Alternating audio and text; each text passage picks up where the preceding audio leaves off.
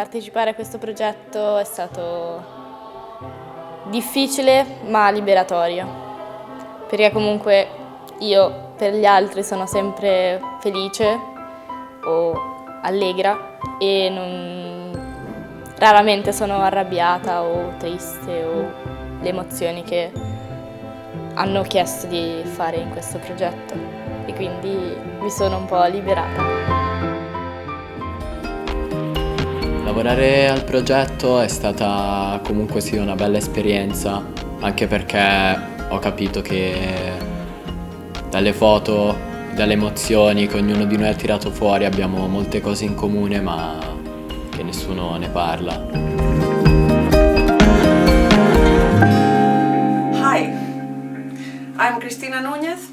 I'm a contemporary artist. I am specialized in autobiographical art since 1988, because in 1988 I started to photograph myself, and I did so because I felt like I didn't belong to this world. I felt a huge pain. Why? Because of self-stigma. In my adolescence I had been a drug addict, a heroin addict, but even before that I was sort of too emotional, and I just didn't fit into this world, and this self-stigma has always been something that I've been fighting with, and I've been doing psychotherapy my whole life. Okay, I'm a contemporary artist and I use photography and video, but I am also an artist practitioner. Or I can say as well that I'm a facilitator of the creative process with the method SPEX that I have created in 2004, based on my own personal experience with the self-portrait since 1988. This method called the self-portrait experience, SPEX, and it's an exploration, a journey through all aspects of our lives, using the self-portrait with a series of exercises or ideas to stimulate the creative process, divided in 3 parts, which is me, me and the other, me and the world. And the goal is to, the first goal, artistic goal, is to construct an autobiographical project.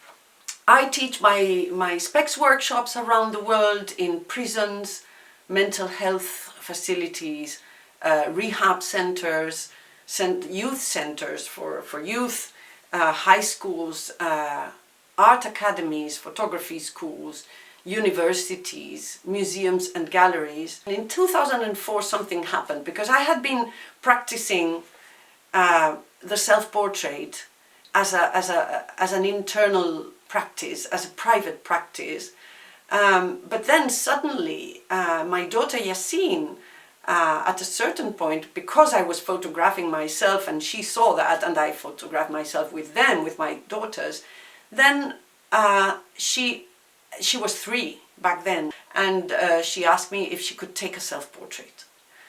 I was shocked. And she took an amazing series. And then it was then, in 2004, that I understood that this practice of mine could be useful for others. And it was then that I started my research on why the self-portrait was so powerful. It was so powerful for me because I had realized that in a way that every time that I photographed myself, I felt empowered, and then I saw my daughter doing that, and therefore I said, well, I have sort of discovered something, and in this practice, there is something in this practice that is really useful for others as well, not only for me. And therefore I started to propose, to think of this method, SPEX, and to propose the self-portrait workshops around the world. And teaching others, so the aim and the result, the expected result, is that people broaden their perception of themselves. We take self-portraits, expressing emotions, that's one of the most important exercises, and then we see ourselves, and we don't delete the ugly pictures. We don't delete those pictures in which we don't recognize ourselves, because in fact it's really good that we don't recognize ourselves, because if photography, like Walter Benjamin says, has the power to access the unconscious, then what a fantastic opportunity to express something that the unconscious needs to express, and then look at it and learn from it as a process of knowledge of oneself. And therefore, so we look at it, yeah? We take these self-portraits, we don't like or recognize ourselves, but we look at these pictures in a way that I will show you how. We look at these pictures and immediately we start recognizing, immediately in like 5-10 minutes, from the process of not recognizing and not liking ourselves and feeling this impact of this other in me, we start looking at it closely and we start recognizing emotions, life experiences, needs, values, and therefore we sort of take possession again of this other in me, and that of course is a way to enrich our identity. Per me partecipare a questo progetto è stato molto importante, è stato anche molto interessante per me, ma anche rispetto a quello che ci ha insegnato Cristina, rispetto alle emozioni e a quello che comunque abbiamo dentro e possiamo tirare fuori. Now Jacques Lacan talks about the mirror stage. The infant at 1.5, 2 years old doesn't recognize themselves in the mirror. This image provokes a certain tension. But then they start recognizing themselves. And Lacan says that this process of recognition of this image in the mirror is the matrix of every other recognition in life, every other reprogramming of identity, and for the construction of adult identity. And for the reconstruction of identity every time that we make big changes in our lives.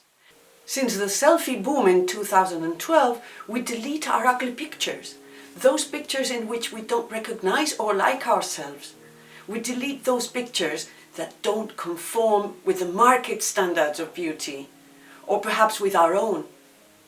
Adolescents especially, they want to conform to certain styles of images in order to belong to their groups and to keep up with their peers.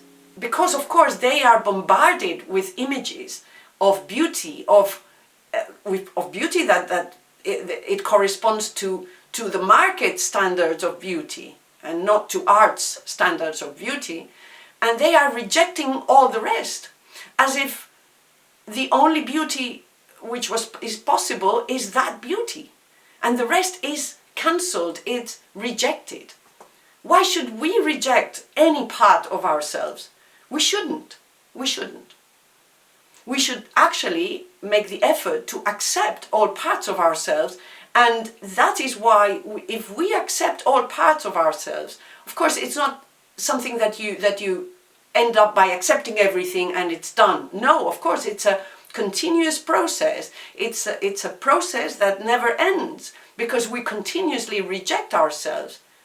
But then if it is true that what Lacan says, that the process of recognition in an image in which we didn't recognize ourselves is crucial for the construction or the reconstruction of identity, then I truly believe that we are going through an identitarian emergency.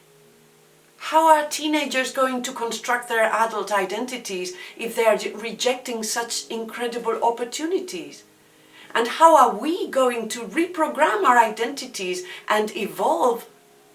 Because the world and this crisis, this pandemic, is asking us that we must evolve. When we are doing this process of looking at these ugly images, and so in really 5 or 10 minutes, when we have actually started to recognize emotions, needs, values, and thoughts, and we have sort of taken possession of this other in me, then what happens is that we broaden our perception of ourselves.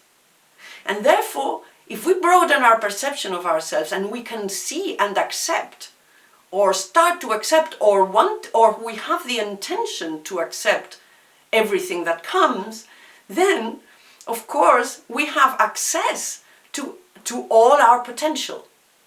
If we start rejecting and only focusing on something that can be acceptable for society and acceptable for our peers, then we don't have access to all our full potential. Beh, partecipare al progetto è stata un'esperienza interessante, nuova, che diciamo mi ha anche aiutato a uscire fuori un po' dal mio bozzolo che mi ho creato intorno e permettermi di riuscire a farmi una foto senza che scappo, oppure senza doverla cancellare subito perché non mi piace. Infatti non ho quasi nessuna foto fino adesso mia, a parte quello quando ero troppo piccolo. Vabbè. The result was always the same. All participants were broadening their perception, their self-perception, and also perception of others, and therefore our judgment of others. Broadening our perception of other people, it's just like we put judgment aside and we realize that if we have all that potential, also others have all that potential. So what we see of someone, we're not going to judge that, we're going to wait and see if we know more.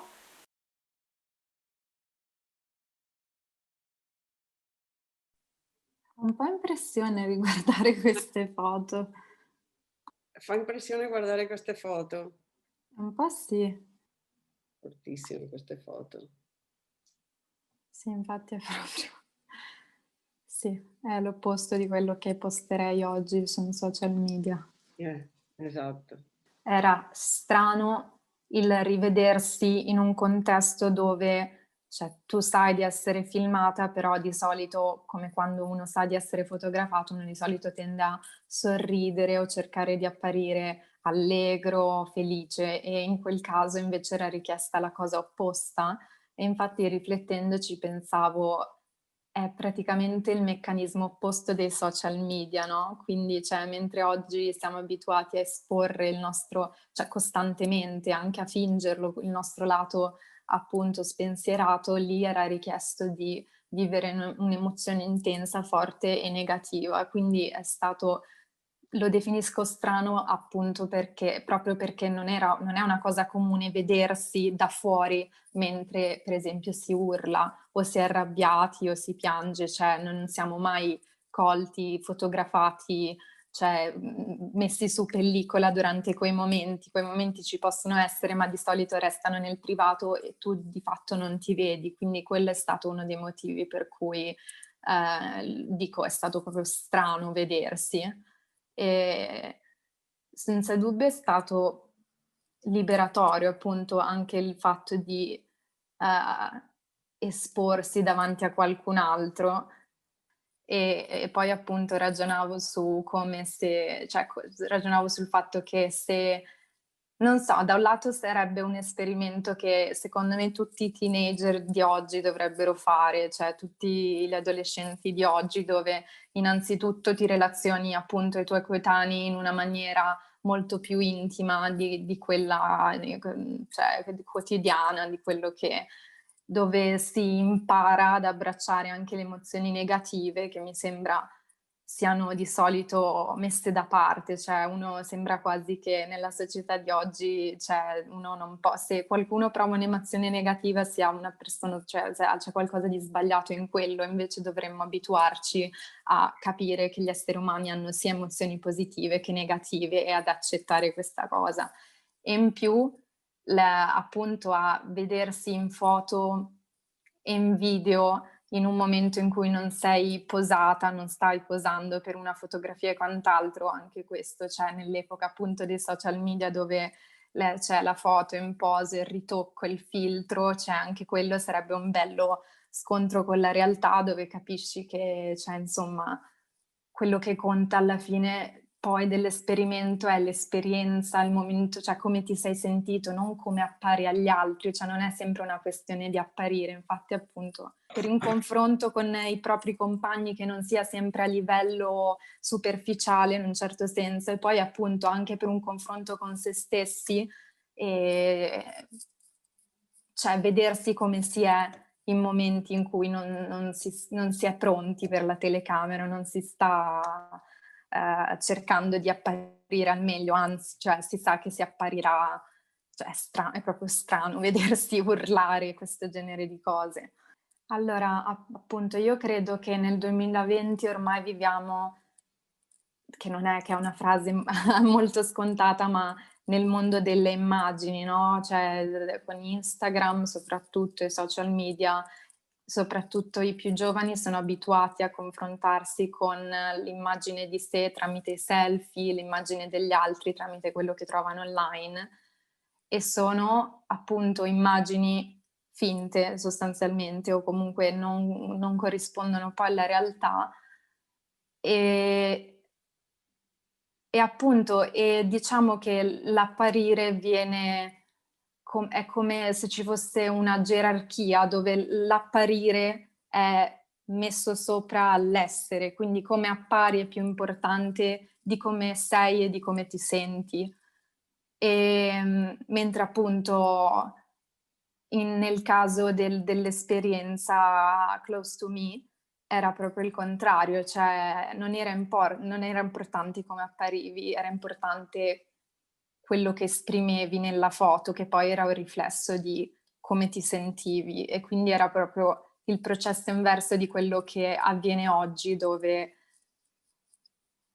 è più importante appunto essere belli che provare tante cose, che esternare come ci si sente, che dire agli altri anche io ho i miei momenti, no, anche io soffro, e normalizzare appunto queste emozioni negative che tutti proviamo, anziché cercare di celarle dietro questa facciata, dietro queste foto patinate, ritoccate. Insomma, quindi niente. Now, this is how we work on the perception of images. I think that I would like to work right away on the one with your head covered, which is an amazing picture. Wow. Now, what is it that you don't like in this picture? The exposure, basically, because it was accidental.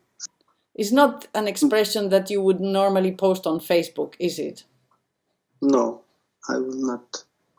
I see somebody very naive. Naive? And, naive. Yeah? I look like a girl, I think. A bit like a girl.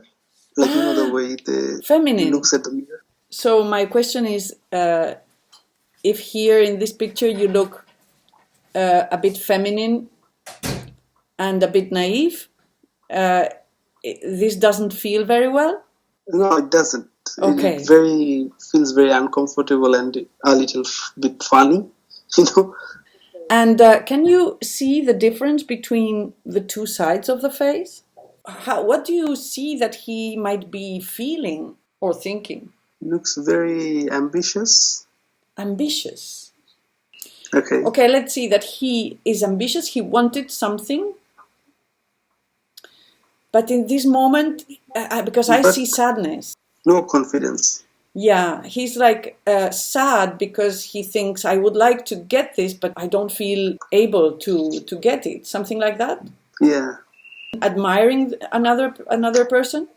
Yeah, Admiration? Yeah. Okay. This is the emotional side, and it's the more vulnerable side.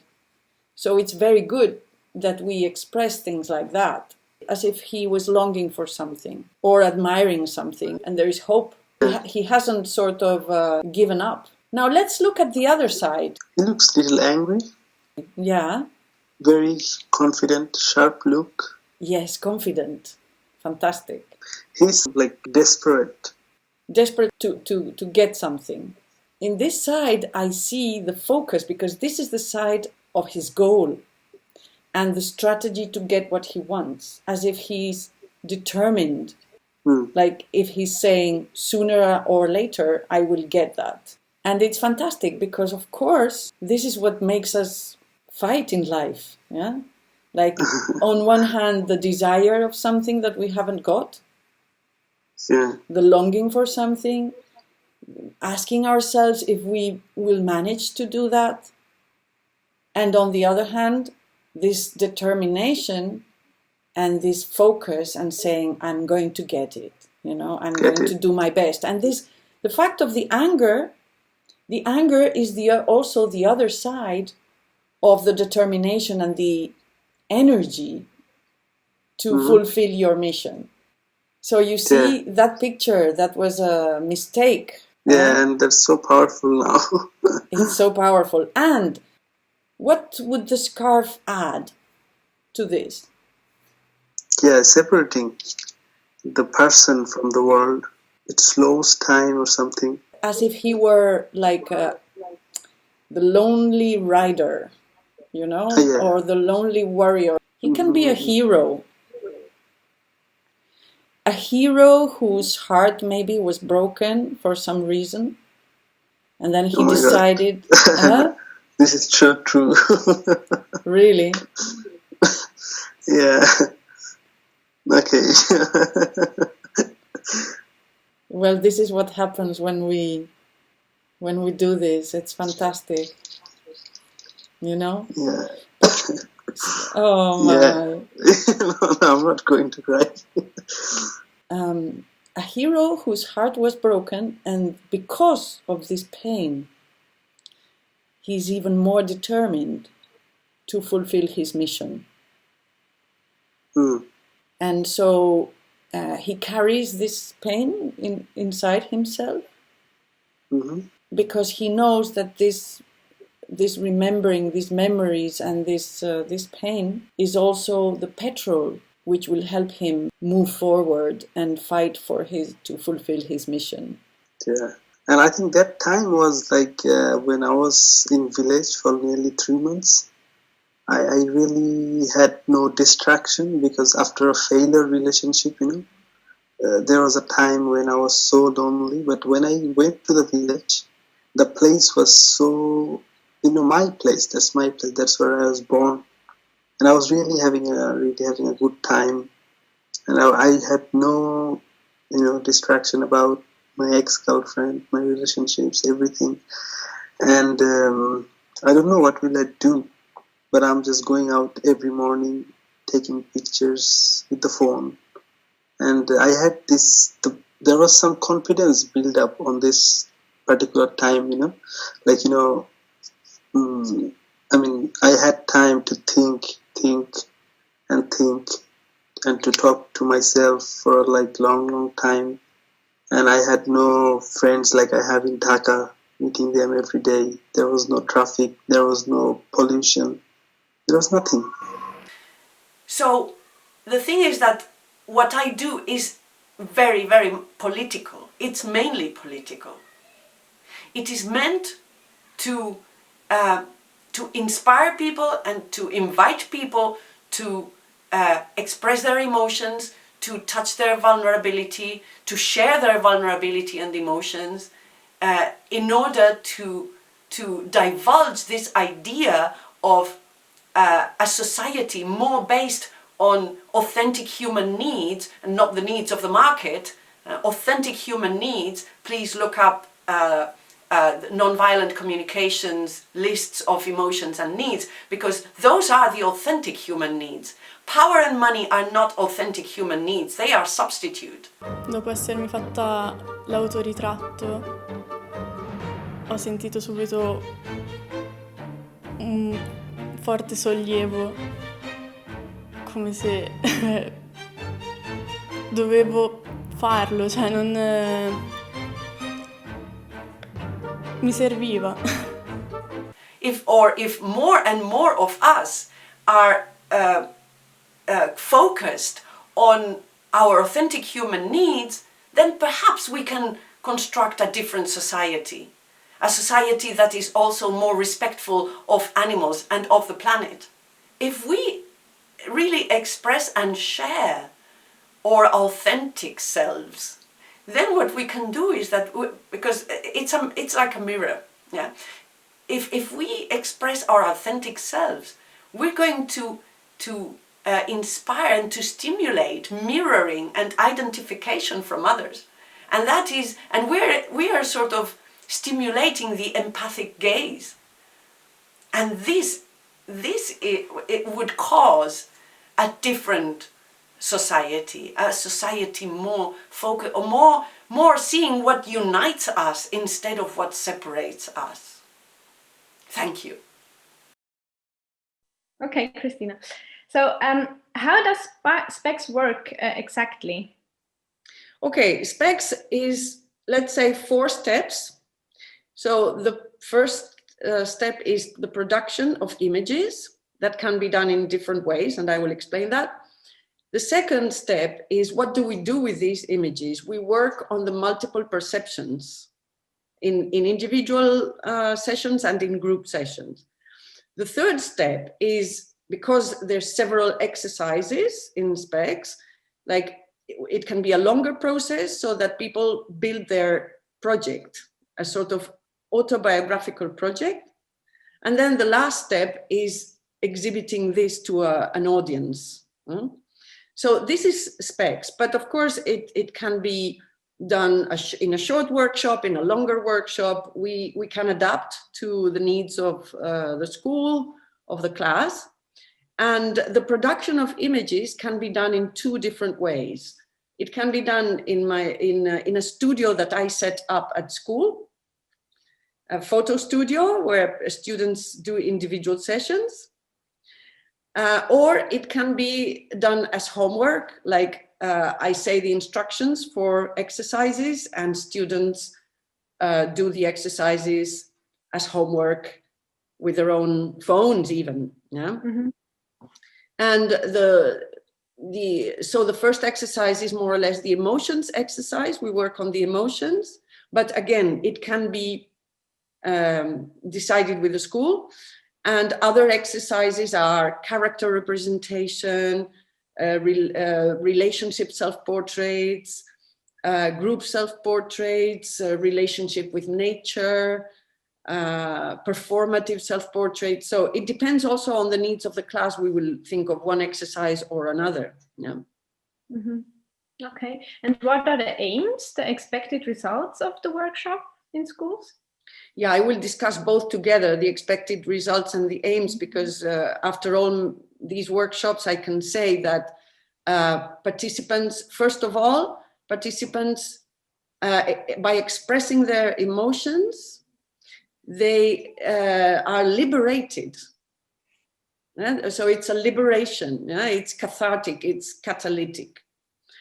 On the second, as a second aim and expected results, participants broaden their perception of themselves and of others. And this is very interesting because it becomes a work in order not to judge yourself and in order not to judge others, because you see all that potential. You see that you have a lot of potential and others too. So that also helps to raise the self-esteem and to empower the individual, but also to improve the relationships and to make the group a sort of more cohesive, more united. Mm-hmm. Okay. And so how do you guarantee emotional safeguarding? Mm-hmm. Well, first of all, I have to say that I'm an artist, I'm not a therapist. I am an expert of the creative process, actually of the unconscious creative process. So the creative process, I trust the human being and I trust the creative process, because the creative process is the best friend of our unconscious and sort of expresses what we need to see today and what we can deal with today. So that's first thing. But of course, we need a school and a teacher who agree and who trust the human being and the creative process, and that the like feeling is okay, expressing an emotion is okay, and that emotions are signs of met or unmet needs. That is, difficult emotions like sadness, despair, anger, or fear are signs. They are useful. Emotions are useful. So emotions are signs that these emotions, like the more difficult ones or painful, are signs that there are needs, human needs, that are not satisfied. And therefore, an emotion is an important sign that we have something to do. And if a child expresses an emotion, we know that there is something there that we need to address. So, but it's very important that the school and the teachers agree to this philosophy, you know, because there are people who are very afraid of emotional expression and that they think that that it's not good, you know. Mm-hmm. Whereas we think that emotions need to be expressed in one way or another, and that they are useful to understand what the child needs. Yeah. So it's very important working together, artists and the teachers and the school, and preparing the workshop together, because then we know how we can adapt the SPEX method to that class according to their specific needs. This on the one hand. On the other hand, another way to guarantee emotional safeguarding is the freedom of choice. So if every participant has the freedom to take the photographs or not, or to show them or not. And I always give them this freedom. And actually, even if they don't show the pictures, and if there are a lot of students who don't show the pictures, we have a huge opportunity for a very interesting discussion about what about all these fears. And usually what happens is that when we discuss all these things, they feel that then now they can do it, you know? Mm-hmm. So I think that the participation, you don't need to forcibly take the pictures or show them. Participation as well is discussing about self-image, about our public image, but also about our internal image. And this is precious nowadays because of the social networks and because of the pressure they have to sort of conform to social norms by means of these public images. Yeah. Mm-hmm. Mm-hmm. Yeah, you mentioned the collaboration with the teachers. So maybe you can extend a little bit on that. How can teachers and artists collaborate in this specific method? Yeah, so I think that the presence of the artist at school is interesting because the artist can bring all those sort of uncertainty, freedom, vulnerability, imagination. Of course, there are other things in school that bring this, yeah. But the artist brings all this contained in the structure of a certain creative process. In this case, SPEX is very structured. So you have all this uncertainty, imagination, and so on, but all contained within a structure. And therefore, it's a sort of a new experiential way of learning that it's typical of the artistic process. Yeah. So I think that is very interesting. It is very interesting to mix this approach, the artistic experiential approach, which is also a peer-to-peer approach, to the school and into education. It's very interesting. I mean, we learn both parts. We learn a lot. On another level, I would say that it would be very interesting. It would be even better that teachers experience the method themselves before offering it to the class, because I think that it's a way in which they can really know what it is about when they realize that in only like they will be showing a picture that in which they don't like or recognize themselves. And they were looking at themselves, and then in 5 minutes of working on the perceptions of these images, suddenly this image has changed a lot in their perception, you know, or that they change their perception of somebody else they know in the workshop, like another teacher, and they see this person as they have never seen them before. And therefore, this, when you experience it on yourself and on others, it's like, you know, it's great. And I think ideally it would be great that teachers experiment this. Yeah. Mm-hmm. Okay. Yeah. So that's very interesting. I see so many possibilities to include this in the curriculum that we have in German-speaking Switzerland. So, for example, of course, this generally the construction of identity, but there's also possibility to include it with media education. As one topic is how do we live in media society, social media, and these topics.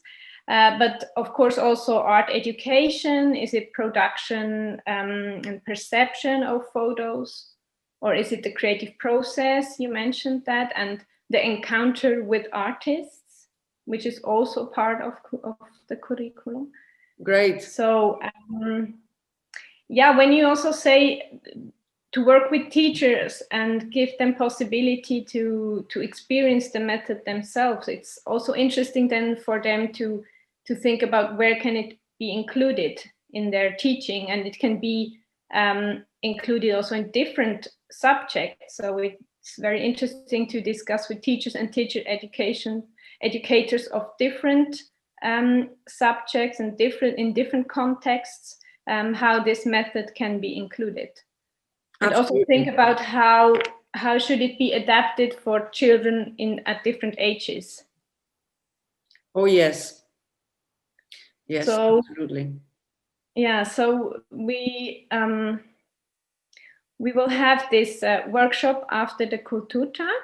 We will provide a possibility for teachers. Maybe you can explain a bit how we want to organize this and what will be the content of this. Yeah, so the aim of this workshop is that teachers experience SPEX, as I just said, and so there would be like 3 sessions of 1.5 hours each, and it would be like one a week, like every Monday, like 3 Mondays, in the evening.